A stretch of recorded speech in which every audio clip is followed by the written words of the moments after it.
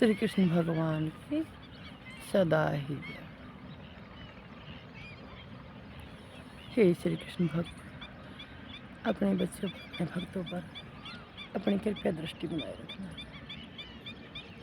जो भी आपको ध्याय, भजे, पूजे, उन सब पर आपकी कृपया दृष्टि बने और आपका सहयोग भी रहे और शांतिपूर्ण जीवन व्यतीत करने में कामयाब रहे और जग सराहनीय इतिहास भी बनाए। जैसी कृपया दृष्टि मुझ पर बनी,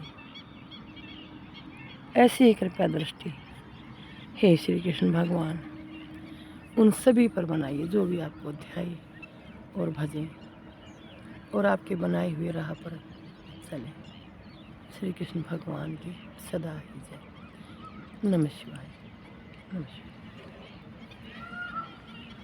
आज 7वें अध्याय का महात्म्य।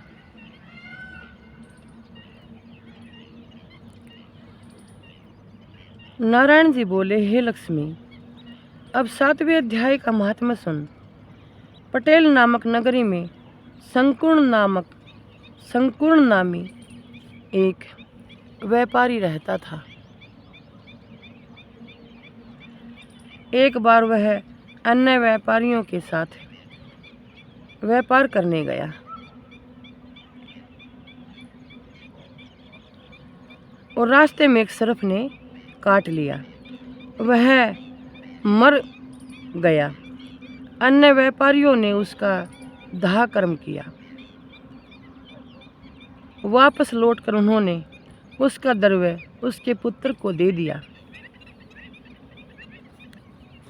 और गति कराने को कहा।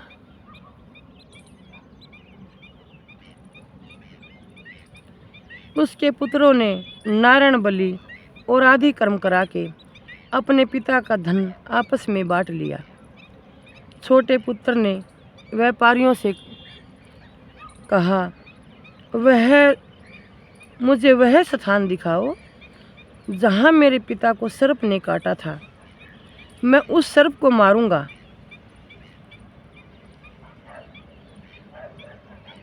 व्यापारियों ने कहा, वह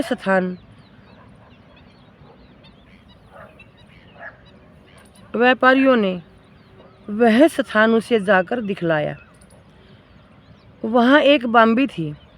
वह कुदाल से उस बाम्बी को खोदने लगा तो एक सर्प निकला और बोला,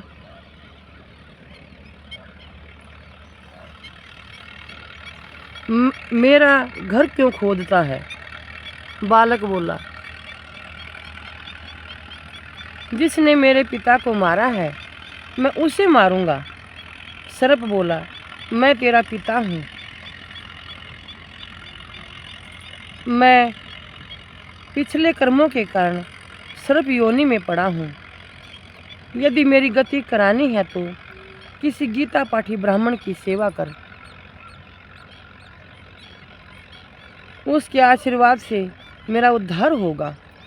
पुत्र ने लौट करके तभी गीता पाठी ब्राह्मणों को बुलवा कर गीता जी के 7वें अध्याय का पाठ कराया और भोजन पानी कराया।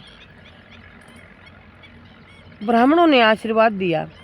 तब शंकुकर्ण विमान पर चढ़कर अपने पुत्र को धन्य धन्य करता हुआ बैकुंठ को प्राप्त हुआ। नारायण जी बोले, हे लक्ष्मी, यह तुमने 7वें अध्याय का महात्म्य सुना है। इति श्री पद्म पुराणे सती ईश्वर संवादे उत्तराखंडे गीता महात्म्य नाम 7वां अध्याय संपूर्णम। श्री कृष्ण भगवान की सदा ही जय। नमस्तुते भगवान, नमस्तुते, नमस्तुते। नमः शिवाय।